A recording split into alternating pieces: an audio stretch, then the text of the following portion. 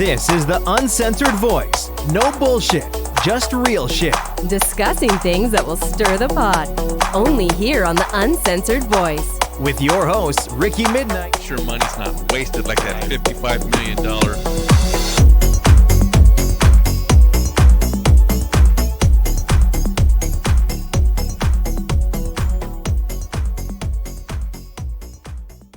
Hey guys, this is Ricky Midnight. If you subscribe to my channel, you'll be notified every single time I put a new video out there, or you can subscribe to my channel. That way you'll know when not to watch my videos. But either way, if you subscribe, you'll know. Hey guys, this is Ricky Midnight. Welcome back to the second half of us discussing why people are so short-tempered with each other nowadays. But I feel like a lot of the things that are happening are residual. We're already stressed out. Then we're being fed the nonsense narrative that, well, these guys are oppressing you. They're holding you down. This is Trump. Trump did this. Trump and his racist crony, white Republican, that's the way it is. And, I have to tell you, the Republicans did quite well with women of color, Hispanic women of color in Texas. Yeah. And it's because we're tired. We're fed up. I'm tired of hearing how great Biden is. You know how bad I wanted to say, and I couldn't because it was my supervisor, but you know how bad I wanted to say, you are completely ridiculous. You have not done your homework. You're uninformed. Yes. I'm like, go read something that's not the Onion. Please, inform yourselves, educate yourselves. I think that, having a lot of road rage and a lot of, crime going up and things of that nature, it's circular. It's not just the narratives. It's not just the economy, People don't want to work anymore right now. There's no incentive to, okay? No, of course not. I could go to my job and make $26 an hour, and they could go to McDonald's and make $20. Yeah. And what I do is going to kill people if I make a bad decision. If they mess up, they burn your fries, know. And they usually mess up. Yeah, of course. But you see a lot of property crimes go up.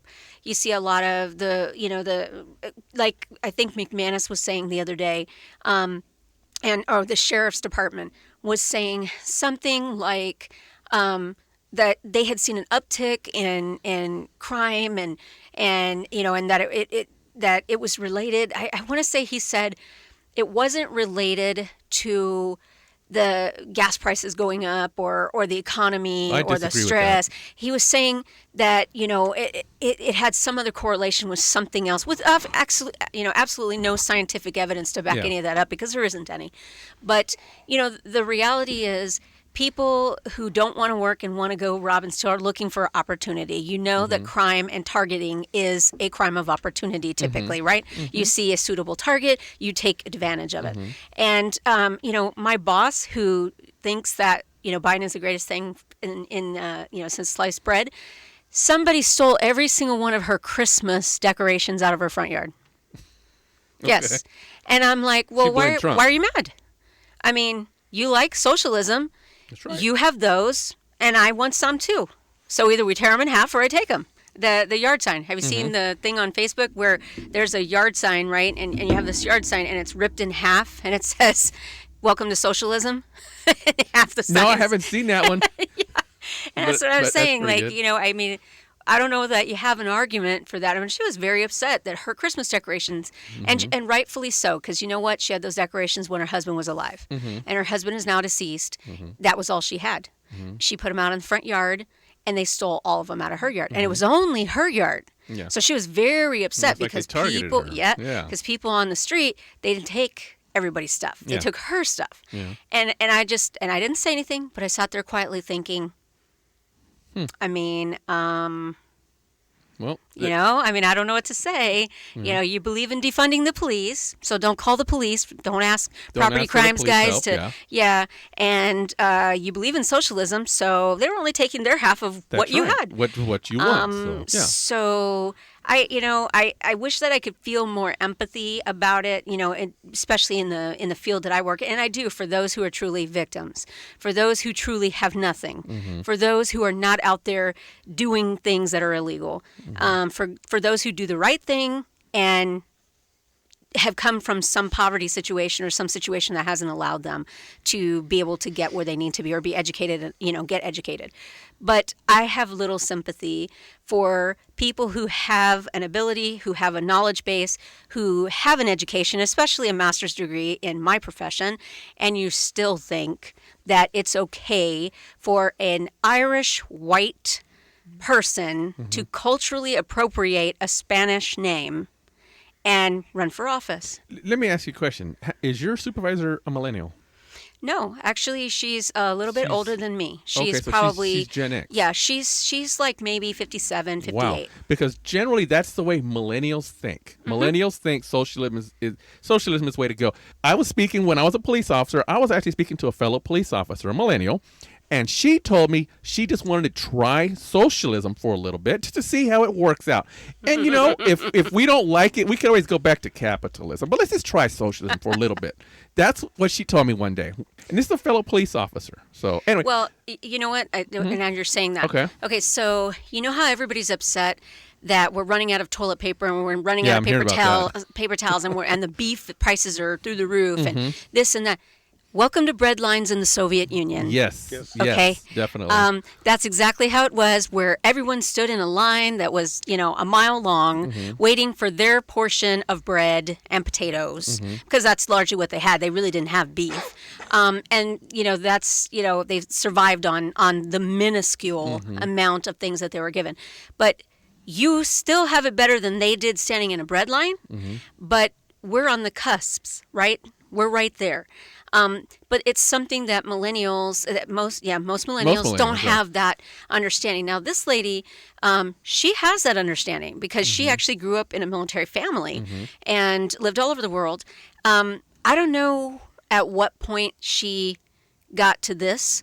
I don't know. And what strikes me as odd is that there are several Gen Xers that are, and one maybe a little bit older. She's probably 62, 63.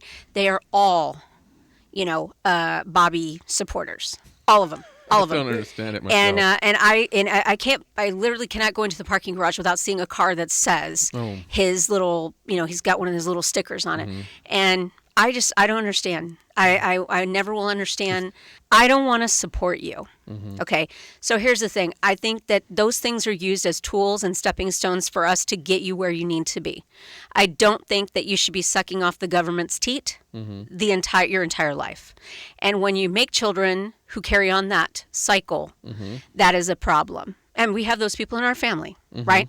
Yeah. And I didn't come from anything. I had to work 3 jobs, go to school full time, and I had 4 kids, and graduating, go to school. I had my kids under my desk coloring while I was at school, going to college because I didn't have daycare. It can be done. It's whether you want it or not. Those things are not open to everybody. I didn't have the opportunity to do it quickly right out of the gate when I graduated from high school. It took me longer, and it took me forever to finish my master's. I was the oldest person in my master's program. I was 50 years old, graduating with people who were 21. I had one in my class that wasn't even old enough to drink. She did the 2 where you graduate from high school with 2 years of college. So by the time she got to her master's degree, because she went straight through the last 2 years, she got to the master's degree. She wasn't even old enough to drink yet. And so we were all like, oh, we're going to go have a beer across the street or something. She couldn't go. So I was the oldest one. I didn't get an easy and fast route there. Sometimes you have to claw yourself to the top. That's exactly what I had to do. I'm no different than anybody else. People are resilient. You are what you want. If you can dream it, you can achieve it for real. But I don't want that to be what people rely on for their entire lives. We're not trying to create an entire generation of handouts, and that's what we've done. Well, I was talking to when I was working for the department. I was talking to one of our dispatchers one day, another millennial, and she told me that she also wanted to try socialism because she heard the officer talk to me about it. And she said, I think we should try socialism. And I said, well, what is your reason behind it? And she said, well, because I have student loans I want to be paid off.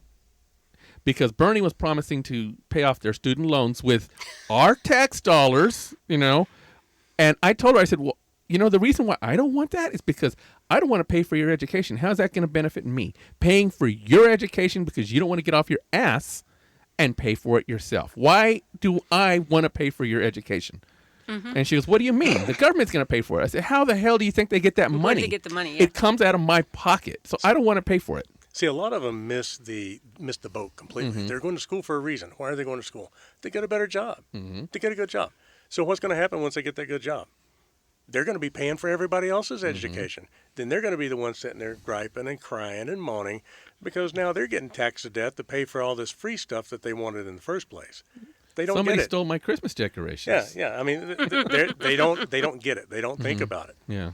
But you know what? On the student loan thing, so Abbott. I think Abbott has done some wonderful things. I voted for Abbott, but I will say that I'm unhappy with the giving like free education to illegal I don't aliens. think they should get it at all. Okay, so I'm unhappy with that, and I'll tell you why. Because when your dispatcher, whoever it is that is saying they don't want to pay their student loans, that somebody's going to pay them off. Okay, well, number one, nobody's going to pay those off. Okay, they're never going to do that. You know, even Biden has said, well, I might give you a $10,000 drop. Well, whoop-de-doo. But I think that if you work in public service, the best that can be done is what they're doing now, is where those loans can slowly disappear. That's not even the argument that I heard, though, from the socialists I work with, right? You know what one of the socialists said? She said, well, I paid my own student loans, so I think everyone else should pay theirs. I'm like, oh, but I thought you said you liked socialism. No. I have this bill. You can pay half of it. That's socialism. That would be right. You know Right? what? If you could get her to pay half and her to pay half, then you don't have to pay it at all. That is a good idea. That's what I said. So I'm like, I don't understand why you're unhappy. Yeah. You can pay $600 and I'll find someone else to do it, or I'll pay the $600 because then I don't have to pay $1,200. I'm still getting half of whatever you have. There you go. So, but I think the lack of information that they're willing to absorb. They hear it, they don't process it, they don't want to know it. It's easier just to go along with people, especially if you're a millennial. I don't have time for that. I'm too busy right now on Snapchat going, Ooh, yeah. Let me dance on TikTok or something, right? with my lips. Or today's society picks and chooses what they want to learn. I mean, like we were talking about the experiment that went on at Leon Springs Elementary School. I want to talk about that. I definitely want to talk about that. So do you want to introduce that? In one of the schools, for one day, from what I understand, what they did was they segregated the children. Now, segregation was outlawed back. Do you remember what year it was? In the 60s. Early 60s. Yeah. I think it was like 64 or something like that. 63. 64. Something like that. Yeah. And you're not supposed to be able to segregate whites and blacks, but there's nothing that says you can't segregate blondes and redheads from dark-haired children. I didn't hear the whole thing. So it was even more in depth than just that. Okay. So the fair-haired children who would have been blonde and redhead, typically white, were pushed aside to one side, right? And then the dark-haired children were on the other, right? Side of the room, right? Yes. Yeah. So what they did was, and this is not a new social experiment because we did this when I was young, and it was done by eye color. Okay. Either way, it still has the same effect. And I don't think ours was done to the degree that theirs was done. But this is where they actually told all the students that the children who were fair-haired or white were not as intelligent as the dark-haired children. They had them clean up after them. When it was recess or playtime, they gave the fair-haired children games that were missing pieces so that they couldn't play. And they gave the kids who were dark-haired full sets so that they could enjoy that. At recess, these children couldn't understand, everything about the fair-haired kids was said to be negative, right? They can't do this and they can't do that and they're not smart and they don't, everything downgraded them. And at recess, the kids were confused and the kids were never told about it. The parents were never told about it. And then afterward, the children were told what was going on and that they wanted them to understand that this was racism. And they actually had them watch Spike Lee's movie for little girls about the little girls that were killed in the Baptist church bombing, which actually showed autopsy photos that the children were exposed to.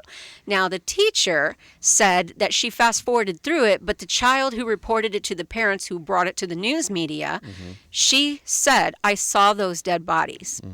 So this was Northside ISD, okay?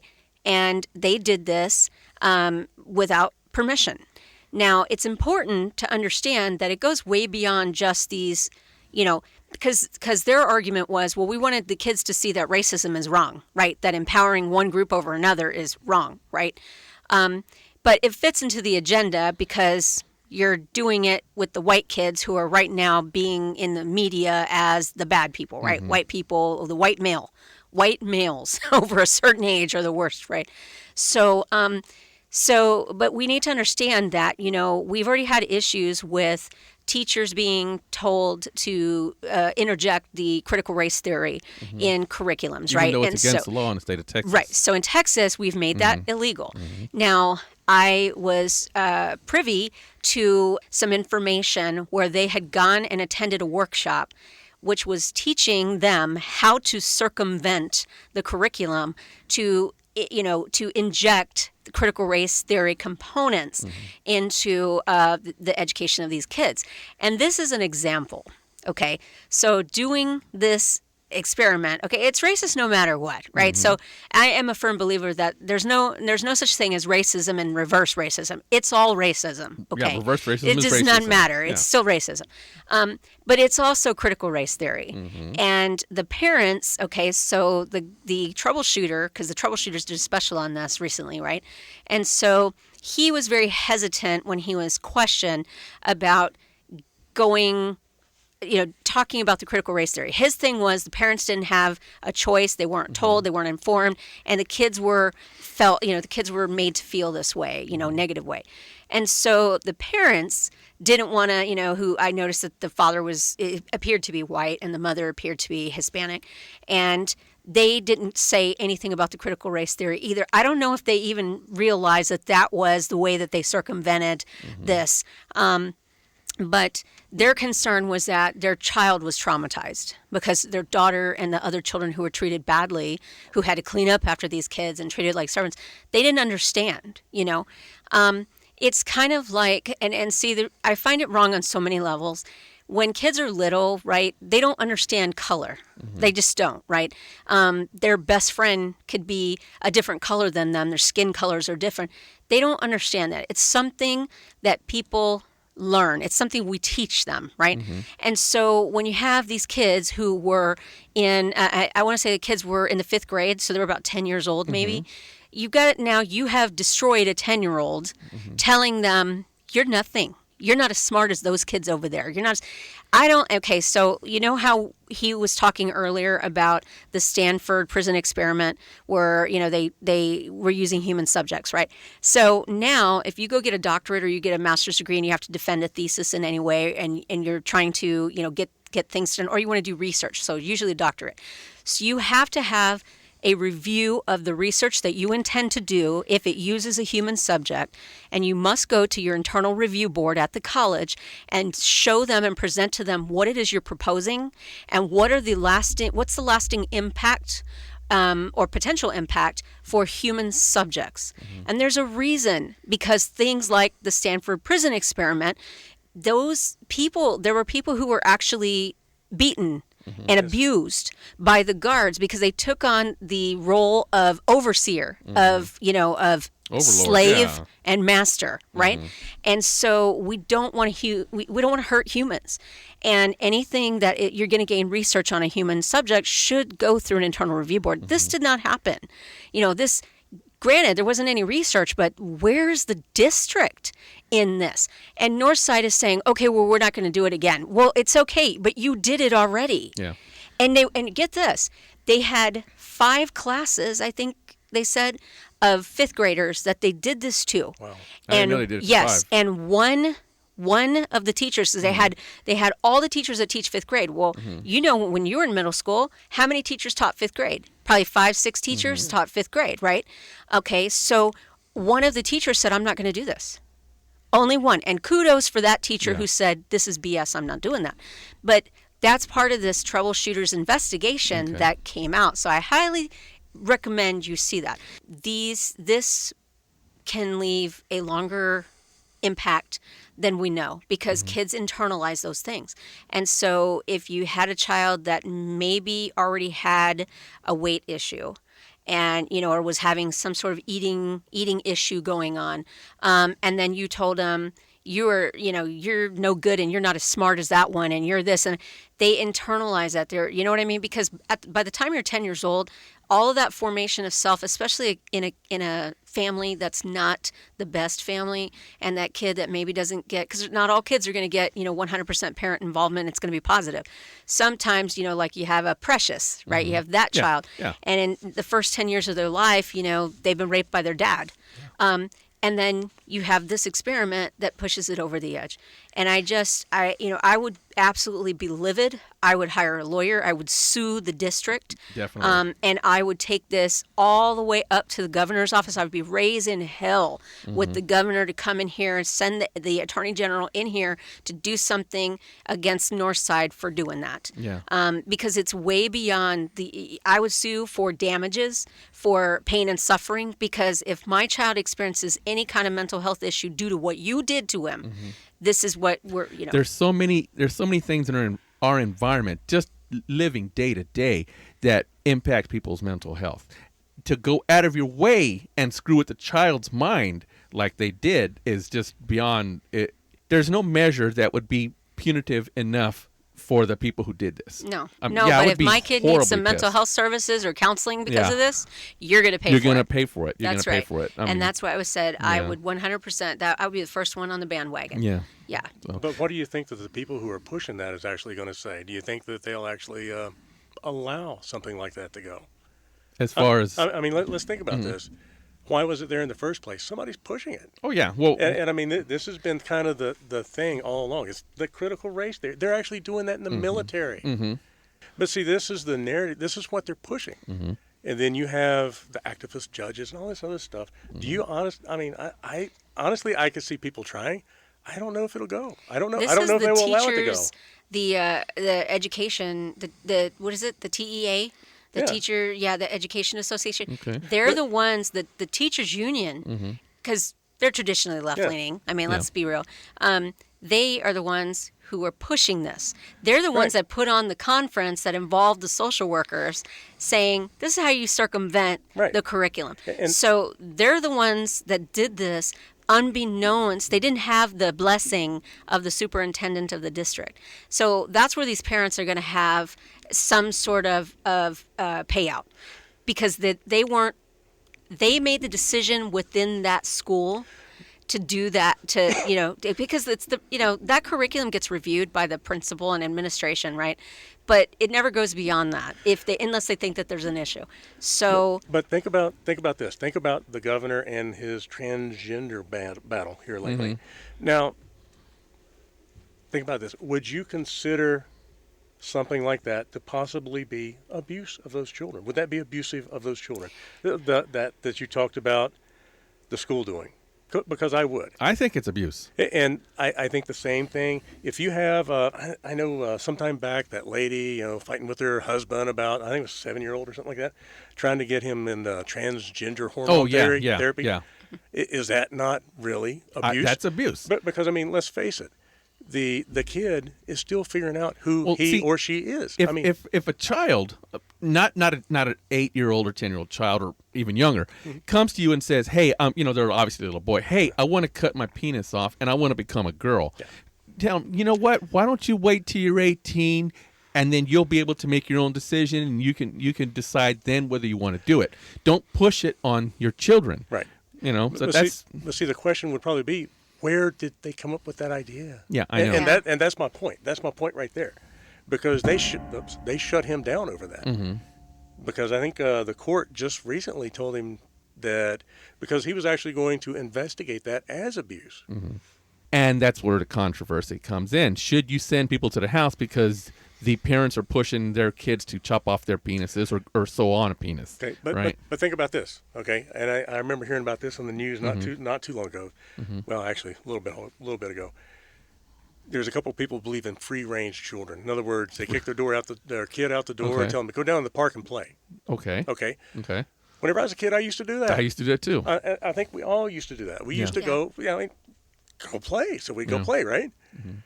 But these people ended up having a case brought on them because they did. It wasn't here in Texas. I think it was someplace up north. But they actually had a case brought on them. You mentioned something earlier I wanted to talk about real quick. It's taught.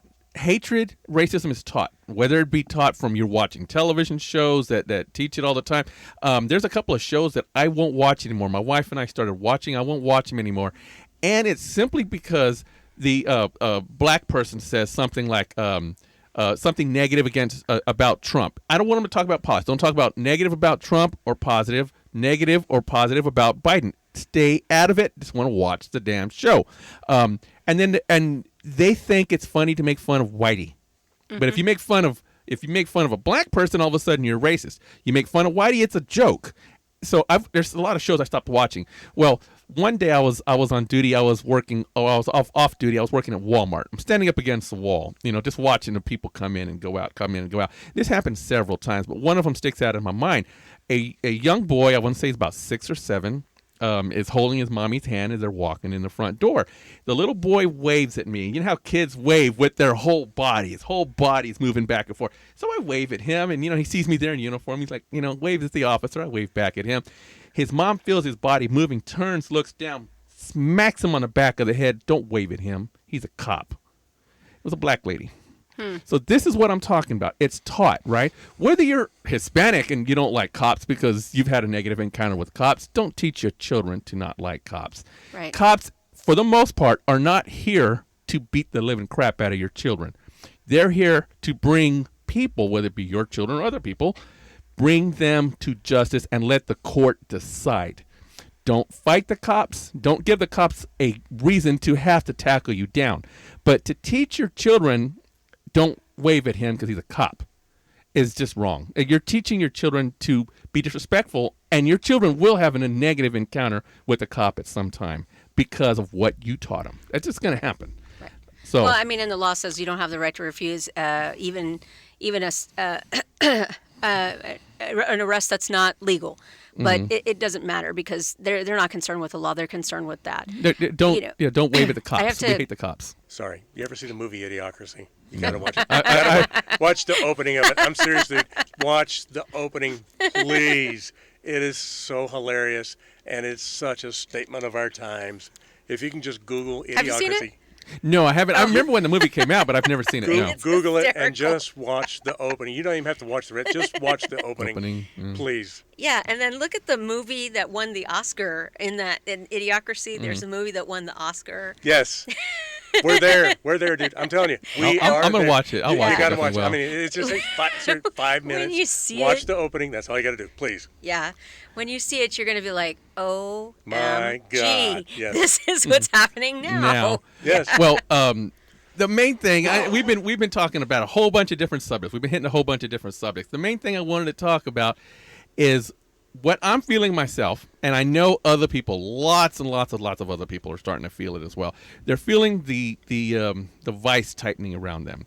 They're struggling to make it from paycheck to paycheck, to pay their bills, to put gas in their vehicles, to drive to work, to pay their bills, to have an empty bank account 3 or 4 days later after they, and I know other people are feeling it. And, make it short, it's because of what Biden did. But I know people are feeling this, and I know you guys have got to see this yourselves, whether you're feeling it or you're seeing other people.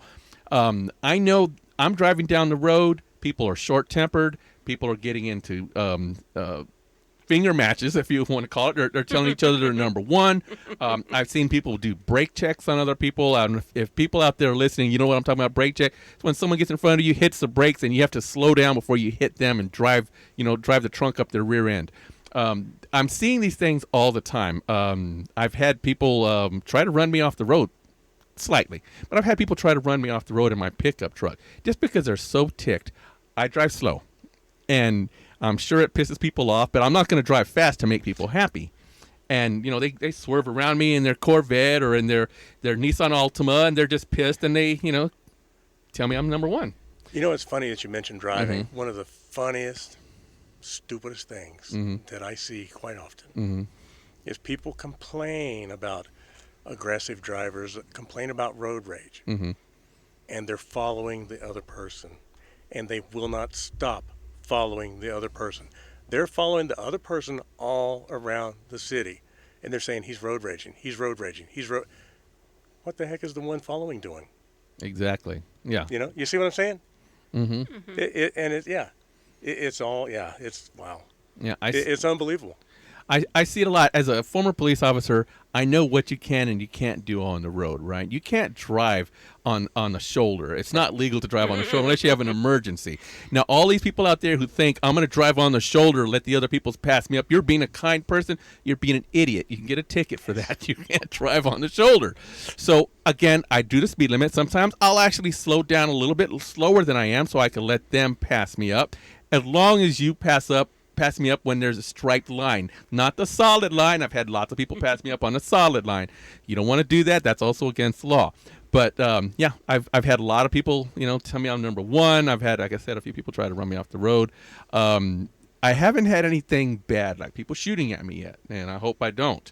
But I have heard of it happening recently, people shooting someone. I think it was a mother not too long ago, or a woman not too long ago. They shot her in the head and killed her. The little boy in the back seat, he got shot and killed, things like that. So, but I'm seeing this a lot. I mean, I don't know if it's related to that. I mean, I've had a few, what I think about road rage, though, is people are stressed out in general, right? And life is stressful. A lot of people, especially people who haven't had exposure to positive ways to cope, they lack the skills for a positive coping mechanism. And that's something that we learn as children. We learn that emotions are okay. We learn to name our emotions, and we learn to identify emotions in others, right? And respect that. It's part of that young child, growing process.